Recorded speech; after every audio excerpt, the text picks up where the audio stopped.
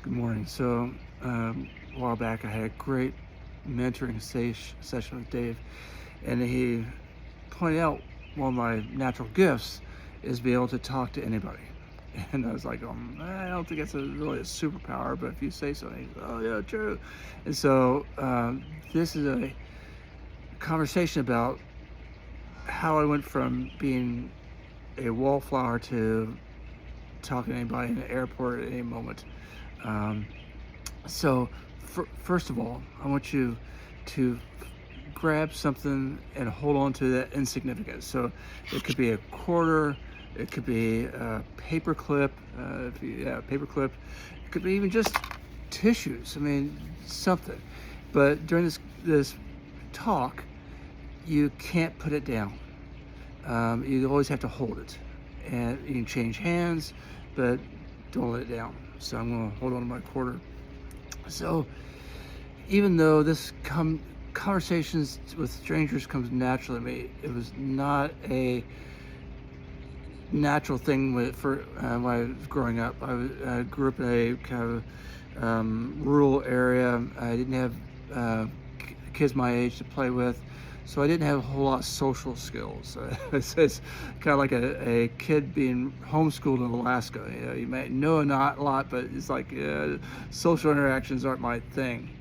And then you combine that with my school, especially the high school I went to. There were three kinds of kids: the jocks, athletes, the nerds, straight A students, and invisible. I was invisible. And because when you're invisible, you don't want to be visible because the insecurities I had, I was like, oh, what if I say the wrong thing? I don't know how to do this. I'm going to get voted off the island where they're going to think badly about me. And being invisible, I could be a wallflower and observe, and my ego was not threatened. But I realized I was making it all about me.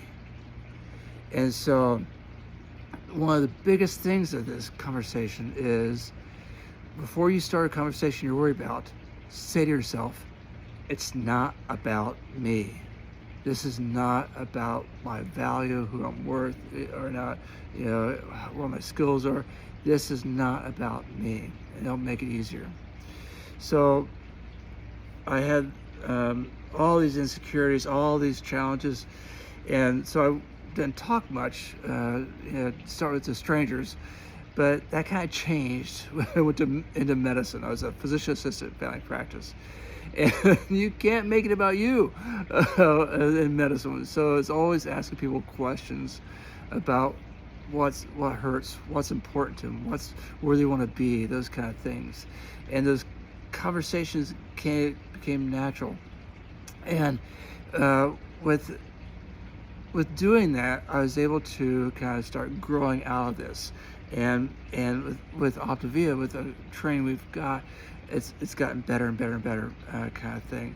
And so I was thinking about, how do we make this so that it's easier to understand that we're not going for big dramatic events. We're going for small conversations to start with. So I like to use a football analogy. So the football analogy is, football, everybody loves the Hail Mary passes. That quarterback is way down there along in this field, and he throws this pass, and everybody stands up because it's going forever and ever and ever, and the receiver's running, and catches it, and he goes to a touchdown, and he goes, ah! Everybody loves those. But how often does that happen? It's like less than 10% with professionals. But with professionals, Hail Marys, what is much more impactful, significant, is small goals, getting small yardage gains, 2-3 yards at a time, and they call it marching down the field. So we're going to start with those small ones. And the small ones, and unlike football, this conversation is not about moving people, manipulate people to get what you want. I mean, in football they block, and so that people can run through. No. These conversations are more like boomerangs. whatever you're throwing out comes back to you. So if you're throwing out a conversation to get something, I want to get, this financial benefit, this is my software, it's going to come back and hit you like you would not believe. But you throw out positive, you throw out just making someone smile, making their day, making them happy. It comes back to you in ways you will never believe possible. And so, again, we're small things. And the first thing you do is you say to yourself, not about me. It's not about me, not about my ego. And that helps kind of calm down your ego and that self-worth and those kind of things. So some of the things to start thinking about is, and this is a fact, everybody loves to talk about themselves. And more importantly, they love to talk about things that are important to them. So if you find a white-haired old man just sitting alone, and you start a conversation and ask them if they have grandchildren, you'll be 4 videos and 23 pictures later before they even look up and make eye contact. They'll go on and on and on. So seeing what is important to them. So you're looking at someone, and maybe it's in an airport. So what is your gut feeling? Not your head. What is your gut feeling? That reaction is this person happy, sad, smile? Are they going to hurt me? Is this a good conversation to have with them? And so you start looking for things in common that you connect with.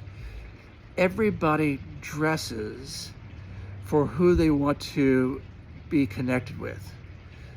You think about punk rockers, spiked hair. You think about motorcycle riders. You think about, even when they're not riding motorcycles, they still have the leather jacket. Think about businessmen. Businessmen will go to a picnic and a button-down shirt and loafers. Everybody dresses so how are they dressed?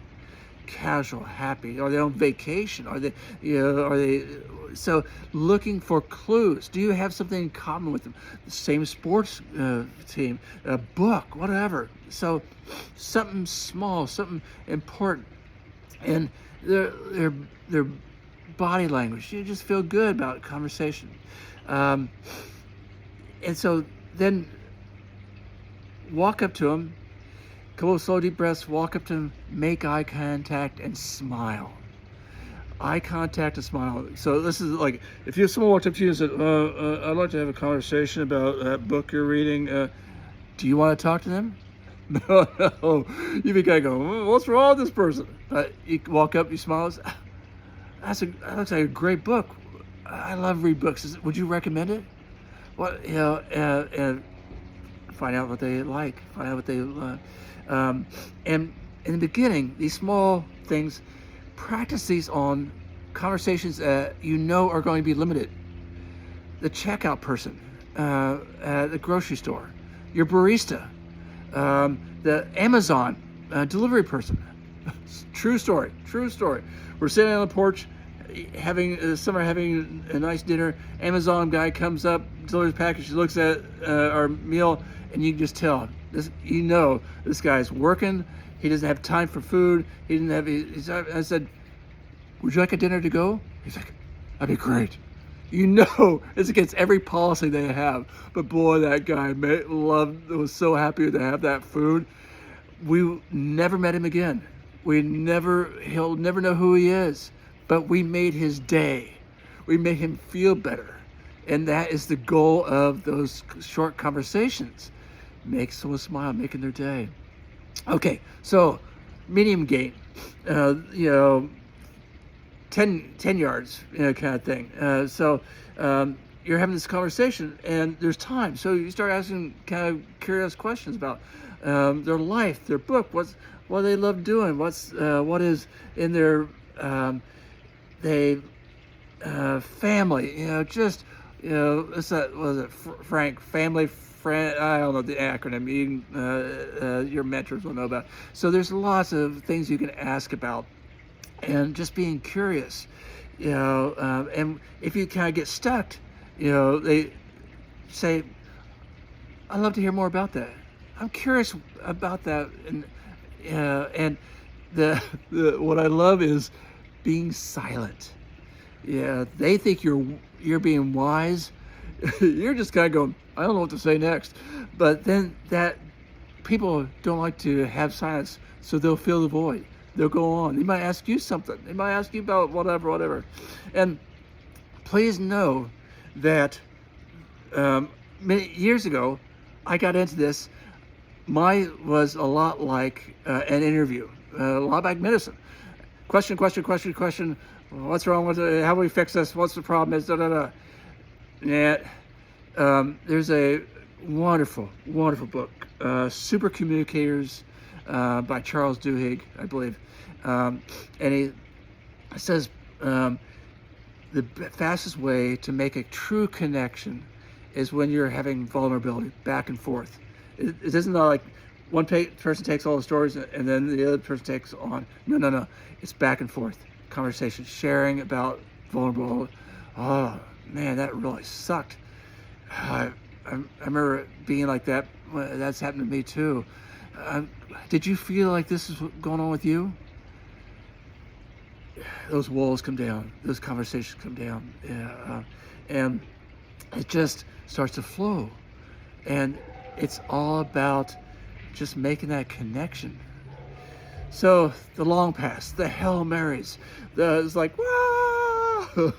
those experiences where you have that emotional, personal contact that when you're done, when you're leaving, you're crying.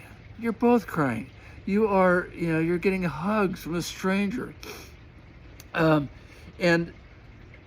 This has happened to me to the point where it's happened with pre-op nurses when Cynthia's having surgeries, or I've had surgery, with a therapist I was seeing.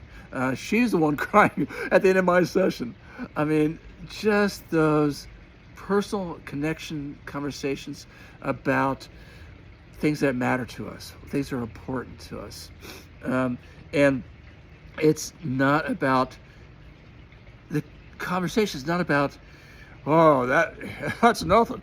You should have seen when I had that problem. I had to, this is not competition who had the worst day. It is connection.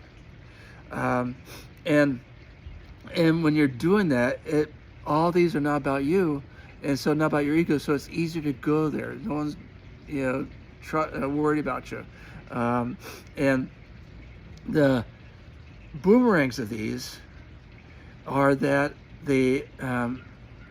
I've been coaching for 15 years, so full-time 15 years, and lots of wonderful experiences. But one of the greatest ones I cherish to this day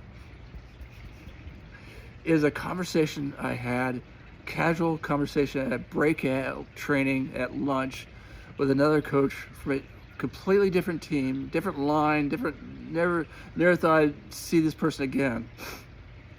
And because I was able to step in and think, how can I serve this person? It completely changed her life and the lives of many. And even though I had no benefit from that at all, it's one of the joys of my life to be able to give that to someone. And so you have that too, because that conversation, that connection is what we all live for. And so back to the bicorder. Imagine holding this for this short period of time, this 14 minutes, and how much energy it took, to hold on to it, to think about it, and where is it at, and those kind of things. And can you imagine if you were not able to put this down, that you had to go to sleep with this, and then as soon as you woke up, you had to pick it back up again. How, even though it's insignificant in weight and size, how that impacts your life. How that if you're holding this, you can't help another person as well as you could if you had both hands.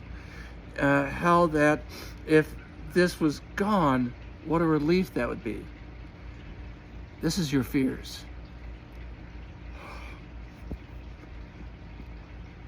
This is the things that are holding you back. Your ego. What are they going to think about me? What if I screw up? What if I say the wrong thing? What if? You put it down and you can help. all that energy that goes on to it is gone.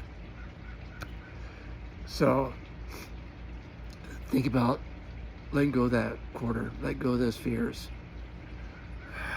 I still do it. I still pick up quarters. I still have fears. Even after all these years of coaching, all these years of, personal growth and tree, I'm still picking up quarters and holding on to them for a while, but I'm able to drop them occasionally. I'm able to let go of them more often. I'm able to move through. I hope this is a benefit for you. Thank you.